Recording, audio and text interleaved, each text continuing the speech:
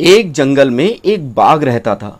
वह बाघ बहुत शक्तिशाली और साहसी था। वह जंगल में शान से राज करता था और सभी जानवर उसे प्रभावशाली राजा मानते थे। बाघ को इस बात का घमंड था और वह यह सोचता था कि कोई जानवर उससे बड़ा ताकतवर नहीं है। एक दिन एक बंदर वहां से होकर गुजर रहा था। बंदर बाघ को देखकर हंसते हुए बोला, अरे बाघ भैया, तुम तो बहुत शक्तिशाली हो, लेकिन आज मैं एक मंत्र जानकर आया हूं जिससे मैं तुमसे ज्यादा शक्तिशाली हो जाऊंगा। बाघ जोर से हंसने लगा और बोला, अच्छा, तो तुम मेरी शक्ति का मजाक उड़ा रहे हो। अगर तुम कुछ कर सको तो करके दिखाओ। बंदर ने मुस्कुराते हुए कहा, ठीक है, मैं यहां से जाने से पहले एक मंत्र पढ़ूंगा। जैसे ही मैं ये मंत्र पढ़ूंगा मेरी ताकत बढ़ जाएगी।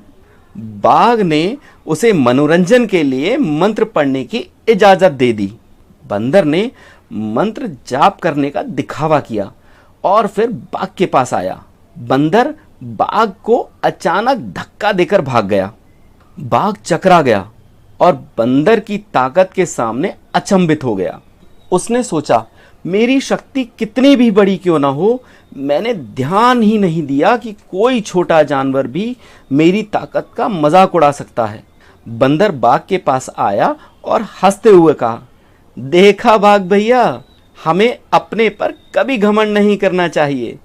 कभी भी कम ताकतवर भी सिर्फ दिमाग का इस्तेमाल करके ताकतवर को हरा सकता है। बाघ गहरी सोच में पड़ गया और समझ गया कि हमें कभी भी घमंड नहीं करना चाहिए।